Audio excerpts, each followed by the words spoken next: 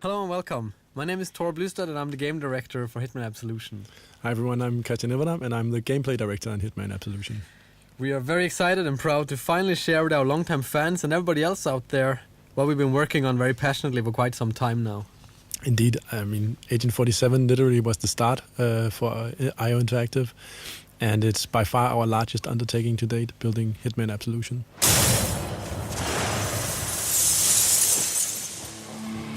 Yeah, so during the next minutes we'll talk you through a portion of the game that takes place in a dark and rainy Chicago, and we catch up with Agent 47 on a quite different type of journey to previous Hitman games.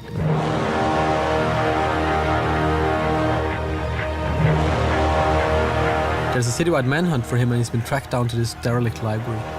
We're showing part of a level which is called Run for Your Life, and it sees Hitman pitted against the Chicago PD. They're hunting him for a reason we cannot get into, but he will have to deal with that situation. Glacier 2 allowed us to build a render also from scratch to fit with the art direction of Absolution, which is a more kind of a dense style. What we see in this playthrough is kind of a noir part of the game, which is following the story. The story and the art direction is quite closely linked, so that as 47 kind of goes through his journey throughout the game, the style of the game and the whole look will change with him. This is a derelict library, right? It's early in the game, and Hitman is seeing some hard times. And later, as he hopefully succeeds, the environments will change to reflect that, right? Yes, and also, I mean, this part of the game is called Run for Your Life. So this is where there's a manhunt. He's been compromised. He's on the run, and he starts empty-handed. So it's perfect for us to show off our mechanics in a natural way, where we kind of build up the character throughout this playthrough. And as you can see here, coming up is one of the new features we introduced in Absolution, which is Instinct. Yeah. As you've seen, Agent 47 can sense his enemies through walls, and he can see or try to predict the path they're going to take. And this feature is something that allows for actually looking at what the AI is doing in the 3D world instead of other places and trying to figure out what to do. But also it was also a feature that got added when the AI got so complex and hard to handle for us and the team. We needed some tools for ourselves to actually make sure that we could play the game. So we're thinking, how could we make it easier for the player to avoid this kind of trial and error where you just kind of stumbled onto an AI and they kind of just came down on you. Instinct is also an economy, right? So it fuels a lot of the abilities that Agent 47 has at its disposal. And this also means that, how much you use it will also depend on what difficulty you're playing the game. On the easier difficulties, it will be quite abundant. But on the harder difficulties, you have to really make some choices about what you want to do. Do I want to check for enemies? Do I want to use my disguise powers? Or what do I want to do? Can't find him at the light. Yeah, I hear you. I hear you. We can see Agent 47 is messing around with poor Fisano. I think when this trailer went live, we got a lot of feedback on the Fisano character, right? Just that the Sarge is, giving a hard time, and why did we kill him and all that stuff. And obviously, we wanted to show just how much you can actually invest emotionally in a simple police officer, and by choosing to kill him in the end, you actually you kind of feel how much you actually attached to this guy even if it's only for minutes, right? And obviously you are free not to kill him. It's perfectly up to the player, completely up to the player what he wants to do.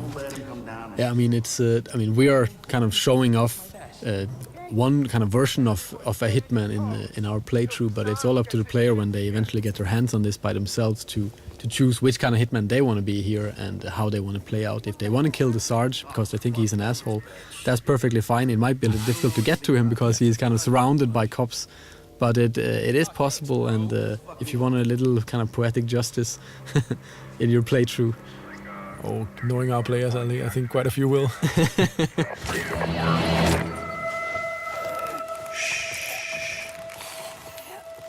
I mean, that's also part of the replayability, that you can always go back to an area and there's tons of different stuff to explore. You read?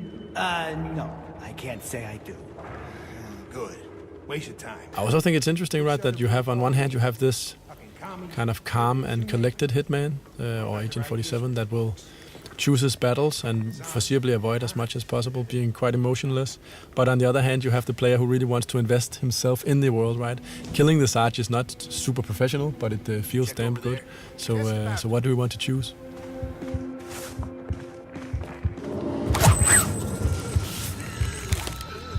We've been spending a lot of time with our AI trying to build it's the most complex AI we built to date, and we have what we call an intelligence spectrum that allows the AI a far more nuanced behavior than ever before.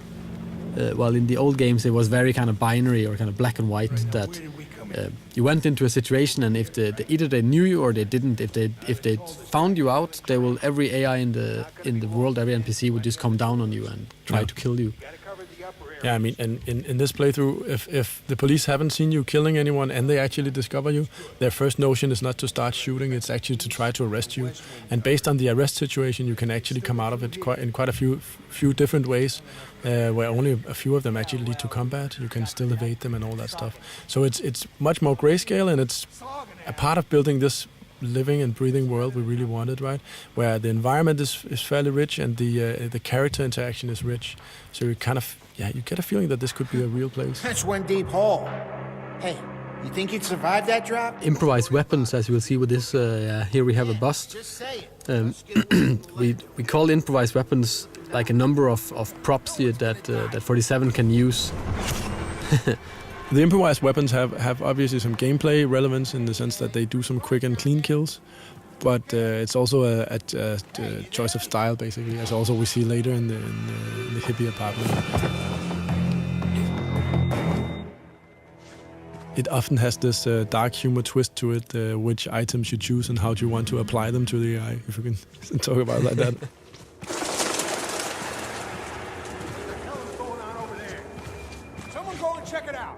Got it, we're on it. We just saw Agent 47 scan the area with his instinct, and it actually also allowed him to see some of the environment objects that he can interact with. So it's also, besides from showing you what the AI is doing, it can also give you some hints as to, is there a ledge I can climb, or is there an object I can interact with? Ah, Sergeant Meyer. See, you still can't sniff a fart out of your own ass. So the Sorganash boys are coming in for the briefing.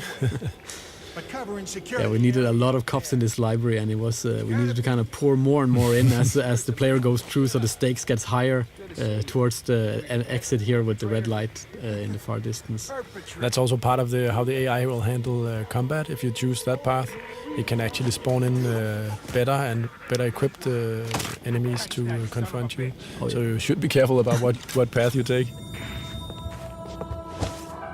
Yeah, I mean, if you start a big fight in here, you will risk that SWATs are kind of spawned into this area as well, which will make it quite a lot difficult. Come on, fucker, work! So here we finally got our hands on a gun, and we really wanted to show off a little bit of combat. But this is just one way of kind of ending this part of the level. Sure you pussies ain't... What's not maybe super apparent here is that this is just one path, right? You can actually you can take other paths, and you can also, but just from this point, actually both do stealth and action, right?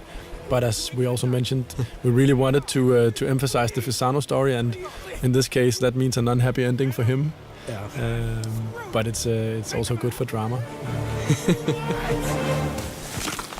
Not so good for him, though. No.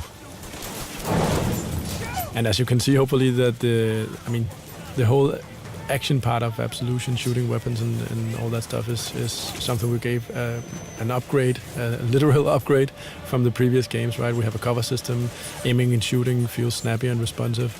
So that part is not, it doesn't feel like the game abandons you, it more feels like it's a natural part of the game. And again, you're free to duck in and out of combat as you choose. Yeah, I mean, if you retreat from combat, then they will eventually stand down and maybe not into talking about their daily lives anymore, but at least into something more forgiving.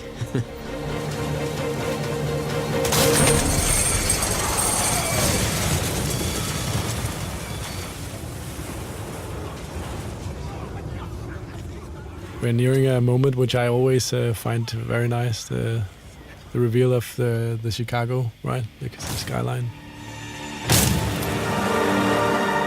Speaking of Glacier 2, I always, I really love the way the rain trickles down his head. It's really, the skin shade and the reflections there are pretty nice. Yeah, they have been spending a lot of time on that. Since we don't have hair on our main character, it's it's all about what kind of environmental effects we can make on him and his suit. So running from police, this is part of obviously the run for your life level. Agent 47 is hunted by police, and this is something we really wanted to show. Allow ourselves sometimes to just set the stage a little bit. And this is obviously a more tight linear sequence.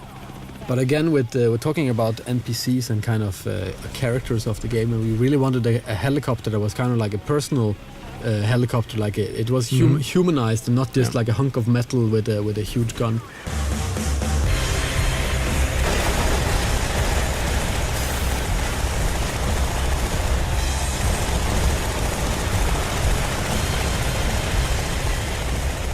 And also this pigeon coop is good for showing off some destructible props and other things.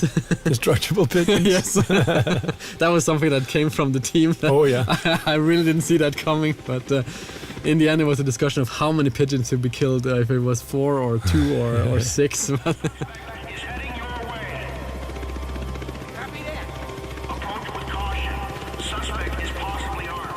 Another feature that makes a return in Absolution is obviously the disguise gameplay, and it's always been central to the franchise, this ability of Agent 47 to impersonate the people around him, right? Take their clothes as disguise. But it's something also, I mean, we never really got the time to explore what this mechanic really could do, and we always wanted to do more with the disguises in the old games, but we never kind of found the time or had the people to do it. I really wanted this feeling of hiding in plain sight. That's been the theme throughout the talk of what do you do in a disguise. As we can see later, that's coming up. But also just the feeling of actually walking around where people don't really know who you are. It's quite powerful. It's an experience that is very close to the Hitman games. And as we can see, Hitman is slowly approaching the hippie apartment.